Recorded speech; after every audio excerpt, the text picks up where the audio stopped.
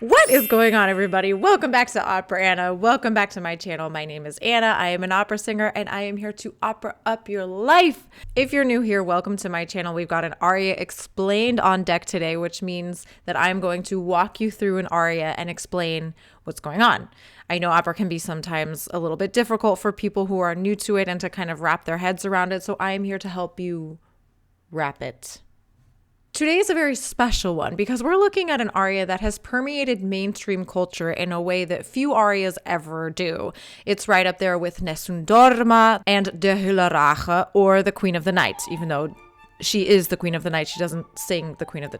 Regardless. Both of which I've explained here on Opera Anna, so when you're done watching this video, you can go watch those too. O Mio babbino, caro is from Puccini's one-act opera Gianni Schicchi, and it's an aria that is taken so often and so far out of context that when I first got the text and actually learned what was happening, I was so confused. As a little baby soprano, I had never seen the full opera, but was given the task to learn it, so off I went to have zero trust in mainstream movies forevermore. So like me, you probably have one of the following ideas in your head, or something similar. The classic Mr. Bean's Holiday, which cemented in everybody's mind that this aria is about death.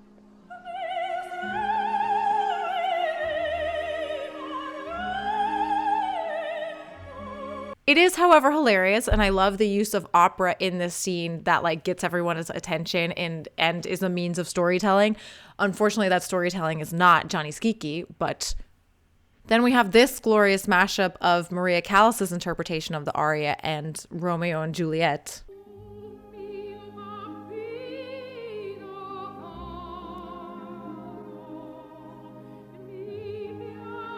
Fan-made, I'm sure, but I'm willing to bet that they also don't know what the text means and also somehow encourages people that it means death. And of course, whatever's happening here,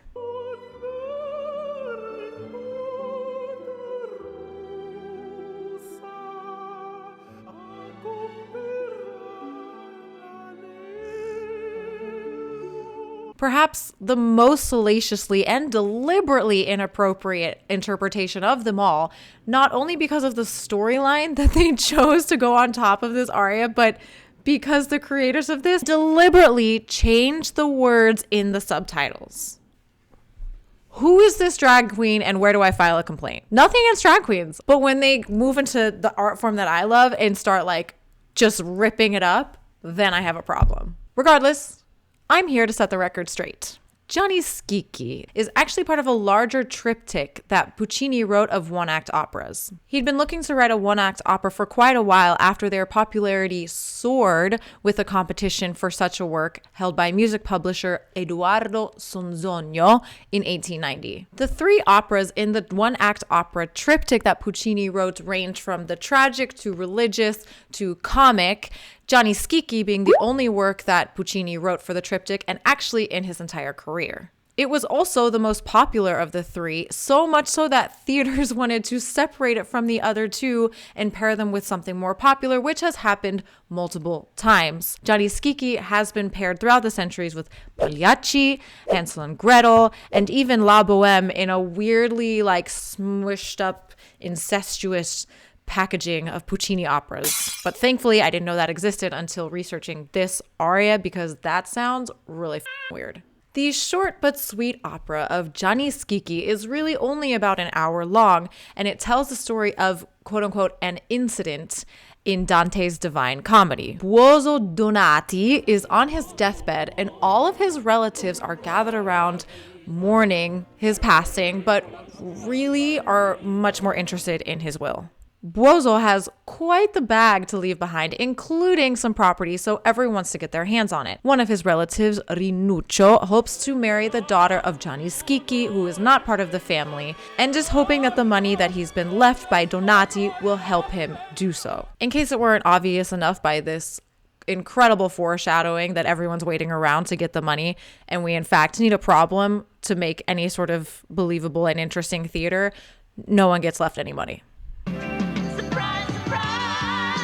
But that becomes evident in the first 10 minutes. So But by the time we find this out, Gianni Schicchi and his daughter Lauretta have arrived. As newcomers to the city, Gianni Schicchi and Lauretta are also like not old money. And so the Donatis tell him to leave because he's quote unquote a peasant and they want nothing to do with him. And almost immediately, the first and only time in the entire opera, Puccini writes a formal aria for Lauretta, in which she begs her father to let her marry Rinuccio. We're going to start a little bit before the aria so that you can see how Puccini sort of leads us into this moment. The rest of the opera is quite through composed, meaning that there are no stop and start pieces like that of Mozart, where you get very clear divisions between dialogue or recitativo and the arias that literally stop time. That being said, this aria doesn't technically stop time because Lauretta uses it as a way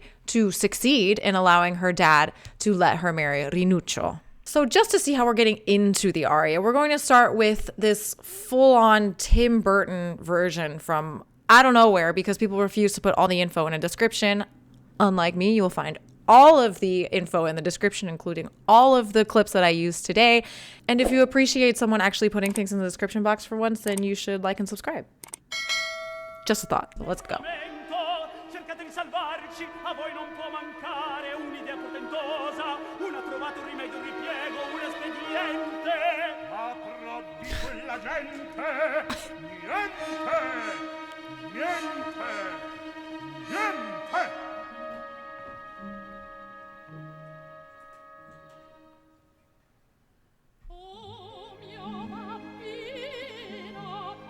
Okay.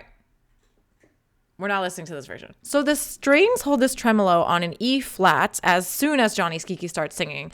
I think because Rinuccio, who wants to marry Lauretta, he was the tenor who was just singing, he's just tried to implore Schicchi to help them, because along with calling him a peasant, they also think that he's the only one who can come up with an idea to solve this problem. Look how that worked out. But you don't have to speak Italian to see that that didn't work. And Gianni Schicchi says, for these people, never. And out of these like held E flats in the strings that give this like very, exciting and anxiety ridden feeling in the music, the brass echoing Gianni Schicchi's cries of niente, niente, Lauretta starts to sing O Mio babbino, caro.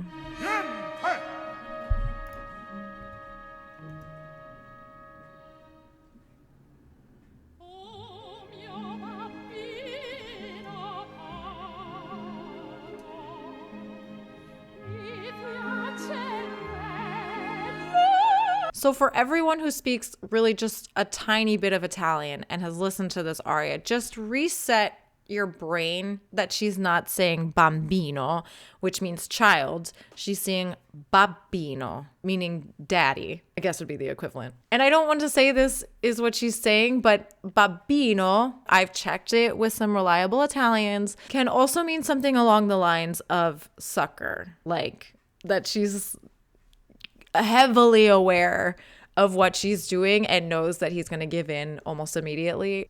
I'm not saying that's what she's saying, but it is technically a definition of the word. I immediately want to move to another recording because just like everyone, I have an opinion and I'm not a huge fan of this singer. Her voice, for my feeling, is not connected and I just don't need that in my life. So we're instead going to go look at a few others. One of which is the literal, and I mean that literally, literal best staging of this opera that I have ever seen.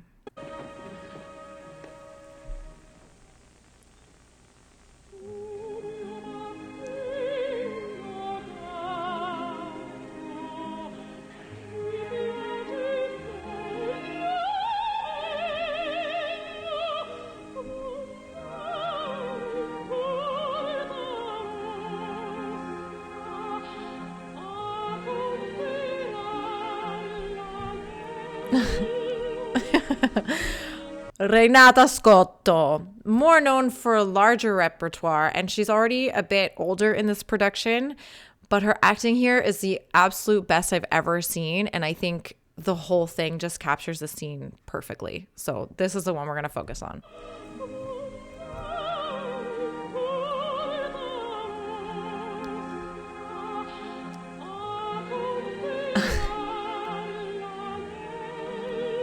Okay. Hold on. This image is possibly the best part in this entire aria. Just purely the expressions on their faces. You can tell she's used to getting her way as she starts to plead with her father that she loves Rinuccio and that she wants to go and buy a ring at the Porta Rossa. I bet she pulls this trick 100 times a day, like literally 100 times a day, because she knows exactly what she wants to say and doesn't even seem the slightest bit worried that it won't work.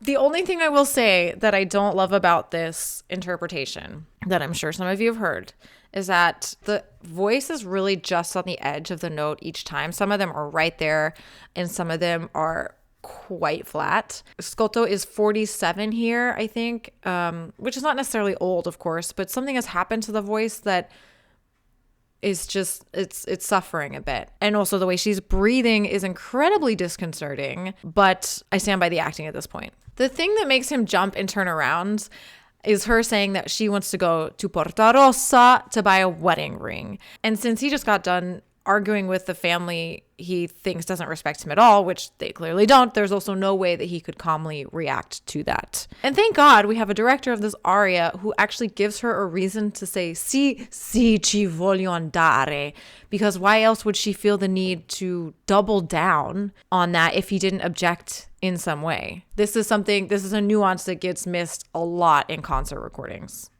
or performances.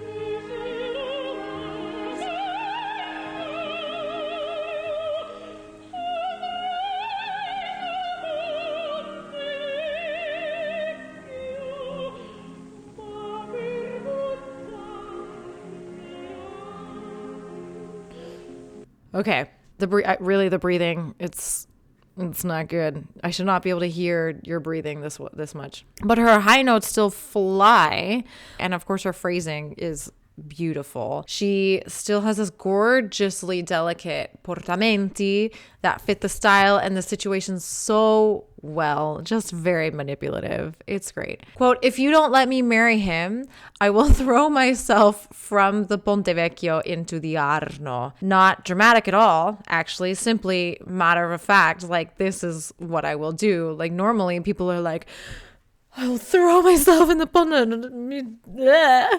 But she really just says what she says, which I think is actually very strong. Also, the Ponte Vecchio is a real place. This is the Ponte Vecchio. It's the most touristy bridge in all of Florence.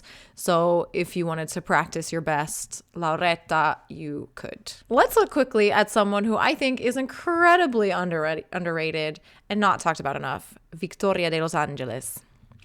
Angeles. Who I think has one of the most perfect voices for this aria. It's just a recording, but it has Tito Gobbi in the title role of Gianni Schicchi, which is all I could ask for in this life.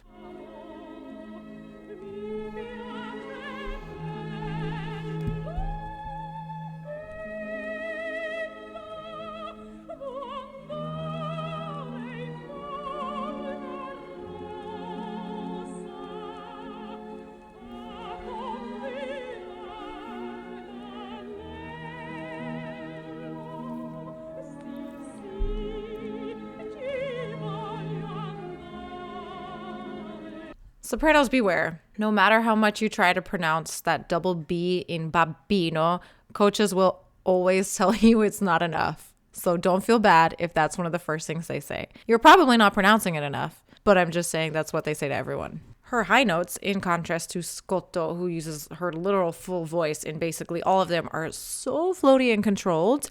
I just wish she'd connected the high bello to the low bello. The bello. That's my preference. And that's a technical term. High bello and low bello.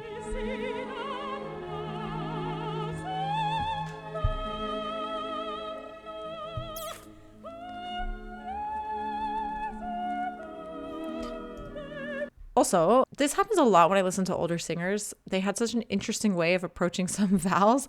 Her second bello to me is practically bella. That's how open the vowel sounds. But maybe she got mixed up with the first bello because ain't no way she was trying to pronounce O on an A flat. So maybe she just was like, oh, the same vowel. Fully possible.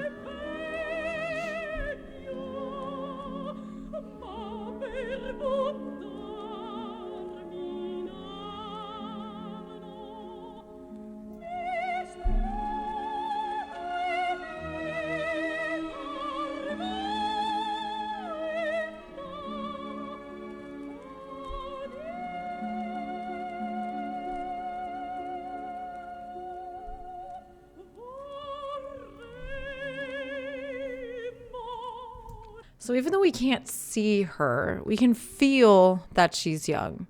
She has these sort of like little hiccups before see that can only belong in this context as a young girl. And her vowels also don't get too dark at any point as a color.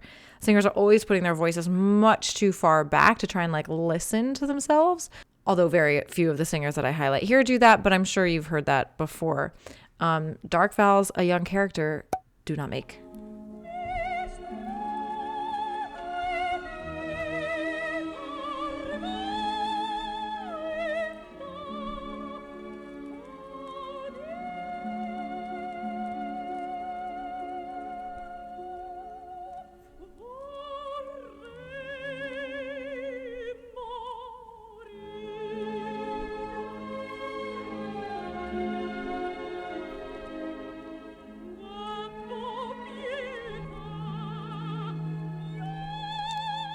Oh.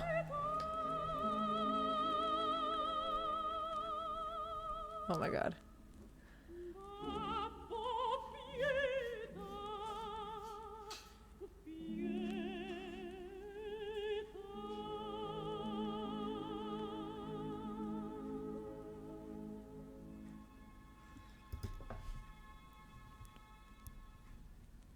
I cannot explain to you how perfect I think that is.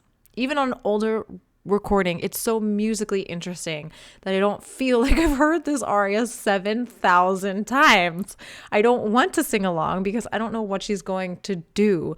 I love this very pianissimo strucco.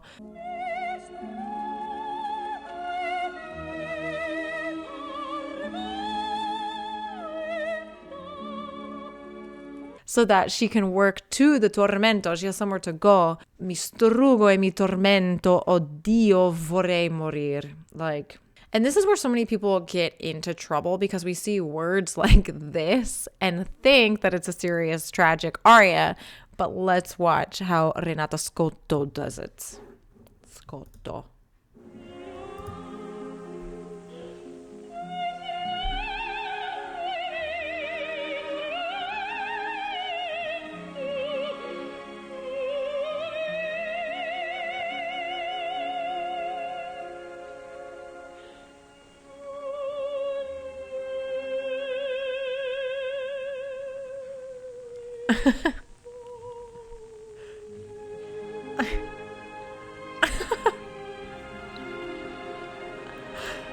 Guys, they get a laugh out of the audience. Do you know how hard it is to do that in opera? Like, it really shouldn't be as hard as it is. Maybe not in that time, it wasn't that hard. But PSA, you are allowed to laugh in the opera. Don't let the snooty rich people in the orchestra seats make you feel bad, okay? They are honestly the worst seats anyway. They can't see crap. So, and the fact that this is Puccini's only comet work, like I said, and he chose this moment to put in the only fully formed aria really got me thinking, because how could we all be doing this so wrong? Why are we all doing it so tragically? Did he, as one of the most famous tragic composers of his time, finally decide that this was his moment to make people laugh, just like Verdi, who ended with Falstaff after people accused him of not being able to write anything else? Would someone as smart as Puccini then said, let me put the only fully formed aria into this opera and make it tragic? I don't think so. If he finally wanted to prove that he could make people laugh or simply use it in the triptych to show off some variety, then maybe it makes sense that Scotto's interpretation is exactly what it should be, not how it's treated almost all the time today, perhaps not always in productions, but in concert, it's this tragic temper tantrum that's not in the least bit funny. Beautifully sung by many who interpret it, but not with the correct context.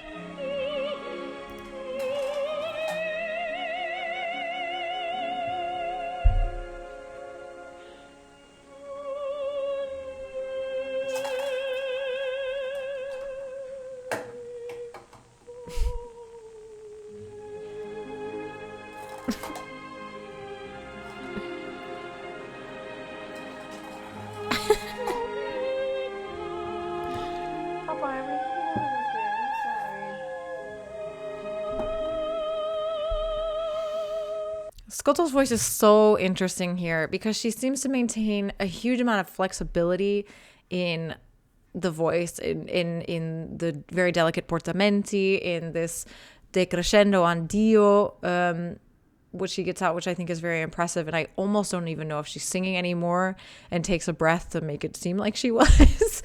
But the high notes are really at the edge of being acceptable. If I heard it in really any other context, I'd be like, oh, babe, what's happening here? But this is the reason that I say O Mio, babbino, caro is not for beginners. Yes, she's young. Yes, it's mainly middle voice, but these super floaty high A flats that you have to nail are a recipe for training young voices to go off their body while singing high notes. Give me something that makes it easy to go up to a high A flat, because the writing can really make or break how you're technically coordinated. Not something as exposed as this. Like, Jesus. But it's given to every first year bachelor student who sounds even remotely like a soubrette, and just ensures that they will remain a soubrette even if they should be a full lyric, because people are not being taught to sing on their bodies. And because I don't want you to hear that if you don't have to, I didn't show you the first singer at all. And I'm not blaming the singer. It's obviously not their fault. It's the fault of our times, the fault of everyone and their mother thinking that they can teach voice, and the fault of casting teams not knowing better and or actively choosing for a visual effect instead of an oral effect. That's my soapbox for the day. Here's Scotto.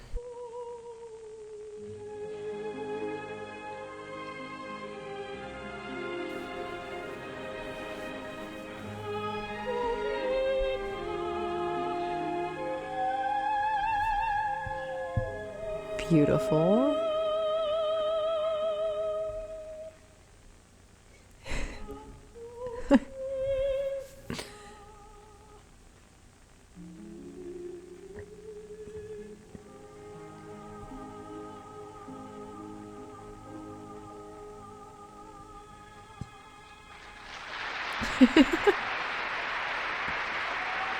I love her face at the end. Like, Daddy, can I have the pretty boy, please? Pappo, pietà. She has such an interesting form of her mouth when she sings, almost like this like Grinch looking thing. I literally can't even do it. No, I can't do it. We've talked about singers puckering their lips before to sort of funnel this voice, which you see her doing more in the middle voice. So I'm sure that's where it's coming from. Kind of manifests differently in different singers. There's also probably this inner smile thing coming in. But before we go, we need to look at the one and only singer immortalized in the Mr. Bean's holiday movie, Rita Streich, a singer who I used to listen to a lot as a soprano because she has a just gorgeous, super pretty voice and a gorgeous way of phrasing this aria that cannot be missed.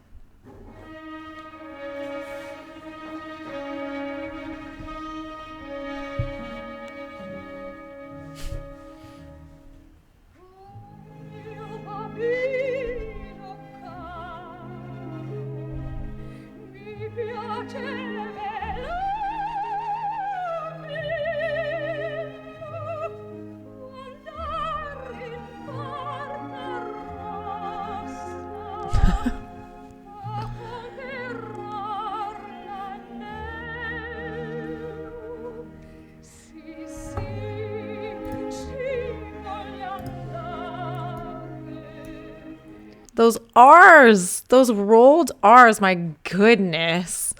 I have never heard that on a singer before, and it's on really the edge of being disturbing at this point. Oh my goodness. Hold on, I want to see how she finishes it because this is really the climax.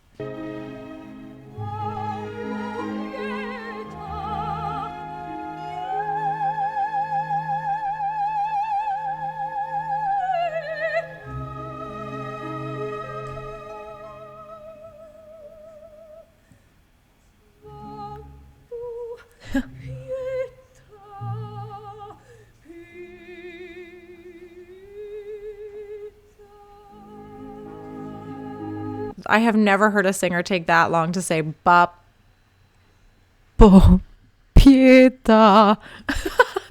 I mean, I think it's so pretty, and there's a reason they chose her for the Mr. Bean's holiday movie. Like, we look at Rita Streich more in depth on the Patreon, so if you want to see more of the Mr. Bean singer lady as well as multiple other interpreters of this aria, make sure you're ready to sign up once it goes live.